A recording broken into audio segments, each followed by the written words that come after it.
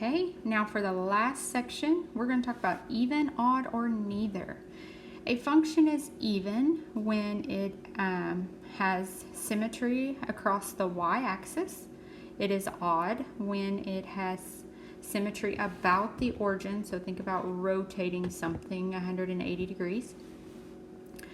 And so if we are just looking at pictures, we see that this one is symmetry across the y-axis. So if I were to fold it in half, one side is just like the other. Therefore, I know it's even. This one does not have that, so I know it's not even. To think about it being odd, is this quadrant a reflection of that quadrant or vice versa? No.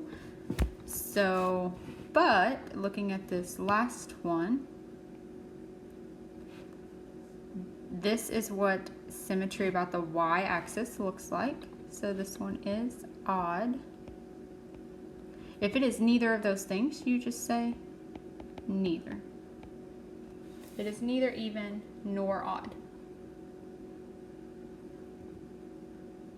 So easiest way to do this is to, plug your function into the calculator and just visually look. There are other options though, such as plugging in negative x to the function. And in this case, this one stays the exact same because negative x times negative x is positive x squared. So the function is the same. Anytime you have the exact same function, that means it's symmetrical. Okay.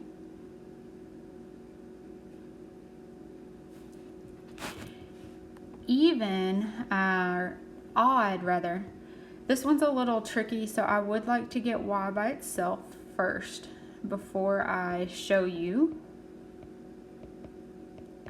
what I would do here. So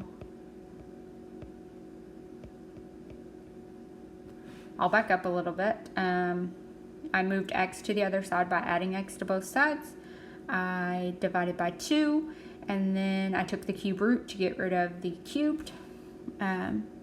So now if I find f of negative x, remember how cubed roots work. So for instance, if I ask what is the cube root of 8, you tell me it's 2 because 2 times 2 times 2 is 8. However, if I ask you what is the cube root of negative 8, you tell me that it's negative 2 because negative 2 times negative 2 is 4 times negative 2 is negative 8.